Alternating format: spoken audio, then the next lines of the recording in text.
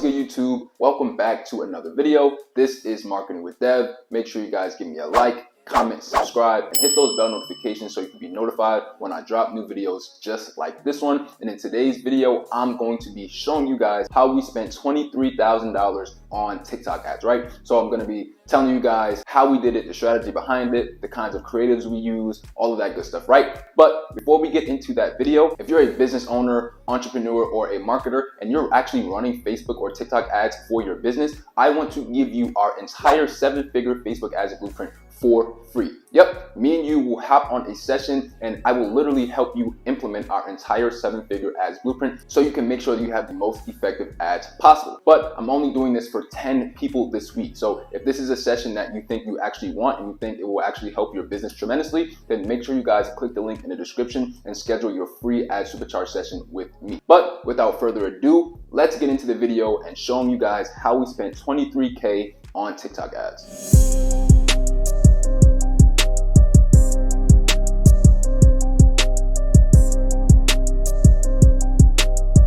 So it's important to know that for this entire $23,000 budget, we were only advertising one product, right? So we found our best selling product and we decided that we were just going to put all of our ad budget behind this one product, and it turned out it actually worked really well for us. So as you can see right here, we spent over $23,000 on these TikTok ads over a course of about 3 months. So this is how we actually broke down the spend. We spent about $17,000 going to prospecting campaigns. What prospecting campaigns is just a campaign that's going to cold traffic or people who don't necessarily know us. We're trying to get their attention. We're trying to get them to watch the video. We're trying to get them to click a link and visit our website so we can capture them with our pixel so we can then retarget to them later on in the future. So yeah, we spent $17,000 to prospecting campaigns for one product. This was an herbal product, an herbal tea. It actually works very well. So the audiences that we actually sent these ads to, that we spent $17,000 on, were actually our 3-layer targeting formula system that if you guys have been subscribed to me for a while, you guys know all about it because I tell you guys to do it anytime that we talk about targeting, because it truly is a very simple formula and it will always help you stay in front of your ideal clients. So that 3-layer targeting formula is simply layer number 1 is going to be things that are directly related to your product or your service. The second layer is going to be things that are closely related to your product or your service. And the third layer is going to be things that your ideal clients also like. So I give this example all the time and I'll give it again, right? So I help people with their Facebook ads and their TikTok ads, right? So for me, as somebody who helps business owners with their Facebook ads and their TikTok ads, something that is directly related to my product or my service could be an interest like online advertising or an interest like digital marketing, right? So when we're on TikTok, we want to make sure that we're using these 3-layer targeting systems and we're finding things that match into each layer. And we want to select all of those different targeting options and we want to send our ads there. Another way that we actually split that $17K up into the prospecting campaigns was also to broad audiences and also to lookalike audiences. You're not going to be able to run lookalike audiences initially. You're going to have to run your ads for a bit so you can get some data so you can then later on create custom audiences and then lookalike audiences so you can have those options as well. Initially starting out, if you haven't run TikTok ads before, you're not going to be able to use lookalike audiences. So what you can do is stack interest and a broad audience. So before you even set up these prospecting campaigns, you want to make sure that your pixel is set up properly, make sure it's firing so you can track all of these events, because you don't want to be spending all this money on ads and not having proper metrics, not being able to properly track all of the things that are going on, because it's just going to throw your numbers off. It's just going to hurt your business. And the type of content that we were actually using when we were running these ads. So like I told you guys, we spent $17,000 on these prospecting campaigns, right? So what kind of creatives were we actually using? The first thing, which was very important for this specific campaign, was a lot of educational content. So we found, especially working with this specific client with this specific product, that just going the education route and actually teaching people things that they didn't know that they needed to know was actually very beneficial, right? So this was a health product and he would just teach them things that can help them get healthier, things that can help them lose weight, things that can help them burn fat, things like that. So imagine if you're somebody who's interested in that and you're just scrolling on your timeline and you see somebody giving you tips for things that you're actually interested in. You're going to be far more likely to take somebody up on their offer because they actually proven that they can help you. So after they help you for free and then they later on offer to help you something, but this time now it's paid, you're more likely to give them money because they've already proven they can help you for no money. And another important thing for those creators that we were using is that there's going to be a lot of quick jumps, right? A lot of changing scenes. So we're not holding one frame any longer than 5 seconds. The optimal time length is usually 1 to 3 seconds. So if we're making a video and we're teaching, we just cut it up into short little bullet points. So that way we can keep having different frames. We can change the scenery, maybe even change our clothes,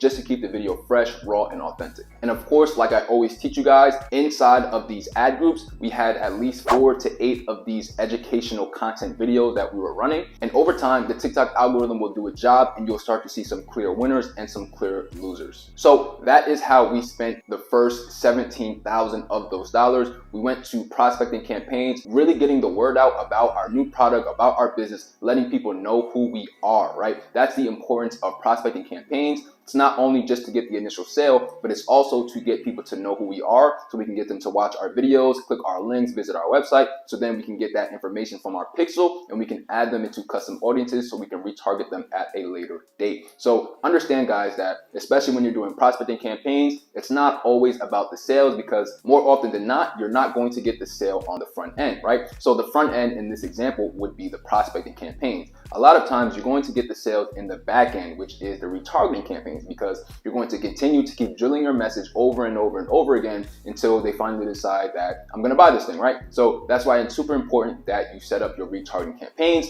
And that brings us to our next part of this video, which is $6,000 to retarget. So typically we would have liked to spend at least $7,000 to retargeting if we were going to be spending $23,000. But like I was telling you guys a little bit earlier, we cannot use custom audiences at first. So we have to run a lot of ads to just prospecting campaigns so we can build up that data so we can then create custom audiences. So we weren't able to create custom audiences at first. So we spent a little less in the retargeting department. As an overall guide for you guys, try to think like 70-30 balance. So 70% of your ad budget going to prospecting, 30% going to retargeting. So the kind of content that we were using on these retargeting campaigns, we were using a lot of customer reviews. We were using a lot of customer testimonials. This worked really great for us because once we got all of these people who are now finally familiar with what we do, they're kind of on the fence, like, is this product gonna work? Should I buy this product? They can now be indoctrinated with all of these different ads from different people talking about their success with the product, talking about how the product worked for them. And same thing that goes for the retargeting campaigns in terms of the creatives, right? So we want to use 4 to 8 creatives per ad group, and we always want to make sure there's a lot of quick jump cut scenes. We don't want to be holding one frame for too long. That's just kind of how the TikTok platform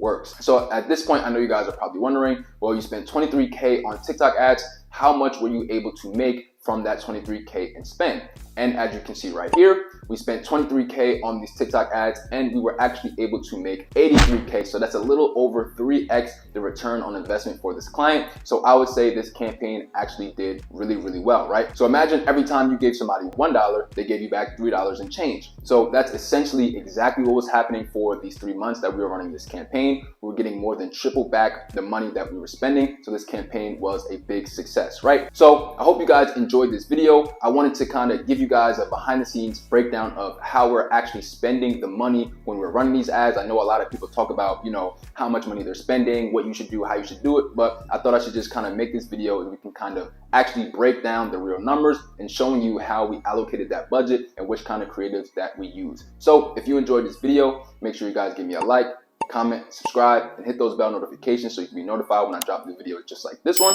And I'll see you guys in the next one. Peace.